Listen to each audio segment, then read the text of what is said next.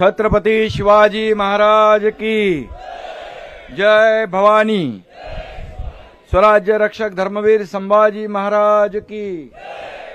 राष्ट्रमाता जिजाऊ माँसाहेबांना मानाचा मुजरा करतो आणि आपल्या सगळ्यांचं आराध्य दैवत छत्रपती शिवाजी महाराजांना कोटी कोटी प्रणाम करतो। खरं म्हणजे आजच्या या पुण्यतिथी निमित्त उपस्थित आपल्या देशाचे कर्तव्यनिष्ठ आणि निर्भय कणखर गृहमंत्री अमित भाई या ठिकाणी व्यासपीठावर उपस्थित आहेत। मी आपल्या सगळ्यांच्या वतीने त्यांचं मनापासून स्वागत करतो आणि त्यांचं अभिनंदनही करतो। आज आपले लोकप्रिय मुख्यमंत्री आहेत, देवेंद्रजी आहेत, आमचे अजितदादा आहेत, उदयनराजे आहेत, शिवेंद्र बाबा आहेत, अंग्रेजी आहेत, भरतशेठ आहेत, आमचे सर्व पाठीमागे मंत्रिमंडळ आहे। मी सगळ्यांचं मनापासून स्वागत करतो आणि तमाम या ठिकाणी शिवभक्त उपस्थित आहेत त्यांचंही मनापासून स्वागत करतो, मनापासून आपलं अभिनंदन करतो। खरं म्हणजे या छत्रपती शिवाजी महाराजांच्या पुण्यतिथी सोहळ्याचे हे 345 वर्ष आहे। शिवाजी रायगड स्मारक मंडळ व जिल्हा प्रशासनानं या सोहळ्याच्यासाठी परिश्रम घेतले, त्याचं आयोजन केलं आणि खऱ्या अर्थाने आज सगळ्यात महत्त्वाचं म्हणजे या दिवशी आदरणीय अमित भाई या ठिकाणी उपस्थित राहिले, त्यांचं मनापासून पुन्हा एकदा मी स्वागत करतो।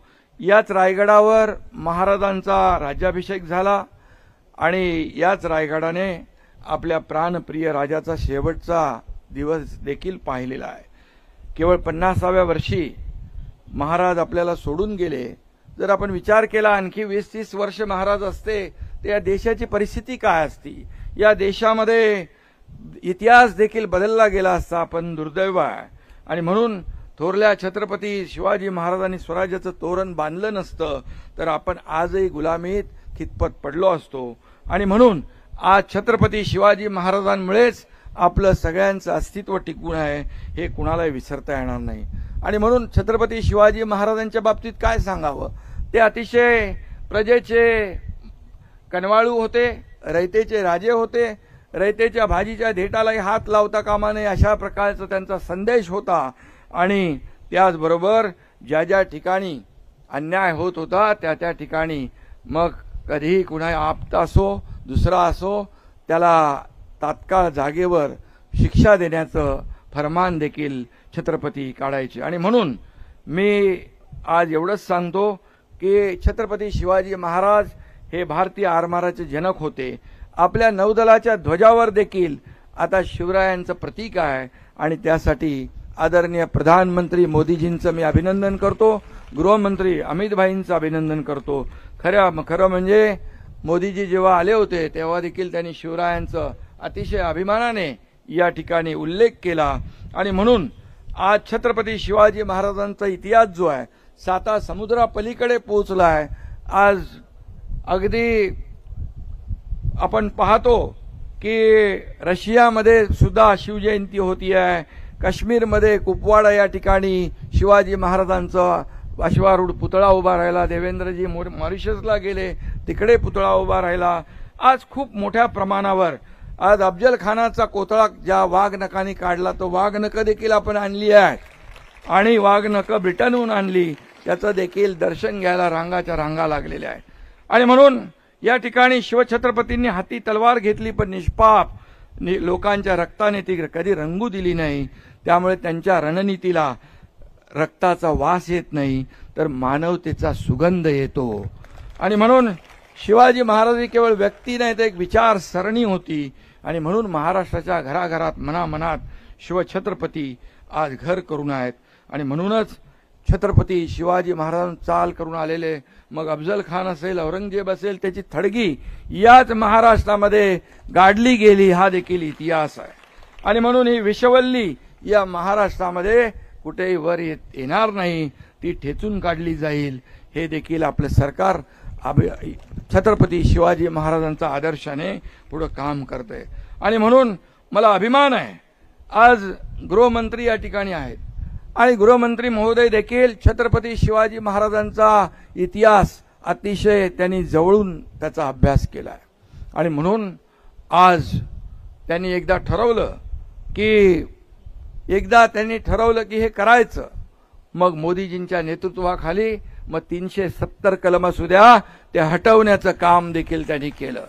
परवा आपण मगाशी उल्लेख केला की संसदेमध्ये वक्फ बोर्डाच्या बिलाच्या वेळेस त्यांनी जे भाषण केलं ते देखील अंगावर रोमांच उभे करणारं होतं आणि म्हणून आज का नया भारत छत्रपति शिवराय का जय जयकार करने वाला है। दुश्मन के मुल्क में घुस के मारेंगे ऐसा कहने वाला है आणि म्हणून देशाच्या सीमेवर जे कोणी पूर्वी शरारत करत होते आता ते सगळे चुपचाप बिळात बसलेले आहेत आणि त्याचं एकमेव कारण आपले कणखर गृहमंत्री अमित भाई शाह आणि या देशाचे प्रधानमंत्री नरेंद्र मोदीजी।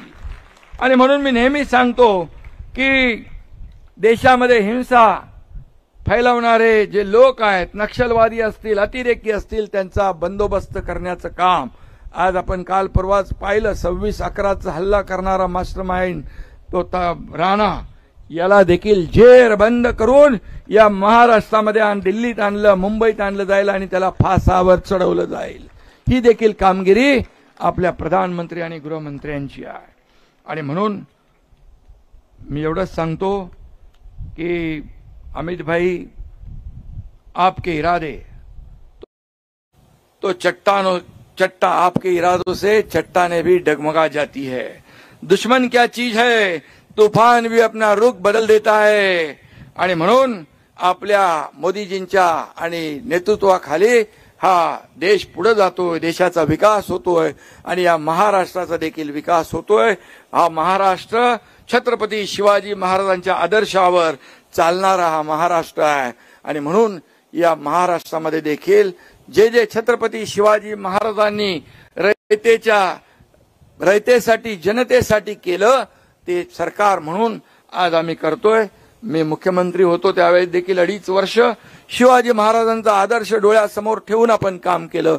आता मुख्यमंत्री देवेंद्रजी आहेत, आम्ही टीम म्हणून काम करतोय, या महाराष्ट्राला पुढे नेऊ आणि छत्रपती शिवाजी महाराजांचे गडकोट किल्ले आहेत, इतिहास आहे, त्याचं जतन आणि संवर्धन झालं पाहिजे, ते देखील अतिक्रमण मुक्त झाले पाहिजे, ही देखील भूमिका सरकारची आहे। आणि म्हणून या सर्व किल्ल्यांचं आणि म्हणून अमित भाई मुद्दाम या ठिकाणी आलेले आहेत। या ठिकाणी खऱ्या अर्थाने जे आपलं इतिहास आहे, गडकोट किल्ले हे इतिहास आहे। एवढ्यावर गडकोट किल्ले कसे बांधले, तोफा कशा आल्या, पाणी कसं आलं, काय आर्किटेक्चर, काय इंजिनिअरिंग, काय दूरदृष्टी शिवाजी महाराजांची। आणि म्हणून याचं संवर्धन जतन झालं पाहिजे, यासाठी सरकार पुढाकार घेते। अमित भाईंना आमची विनंती आहे की याच्यामध्ये जे काही ASI ने देखील जो पुढाकार घेतला पाहिजे, जो लवकर जेवढ्या युद्ध पातळीवर काम करता येईल तेवढं आम्हाला योगदान सहकार्य केलं पाहिजे, एवढीच आपल्याला विनंती करतो। आणि पुन्हा एकदा आपल्या सगळ्यांना मनापासून धन्यवाद देतो, मनापासून आपले आभार मानतो। पुन्हा एकदा आपल्या सगळ्यांच्या वतीने अमित भाईंचं मनापासून स्वागत करतो। धन्यवाद। जय हिंद, जय महाराष्ट्र, जय शिवराय।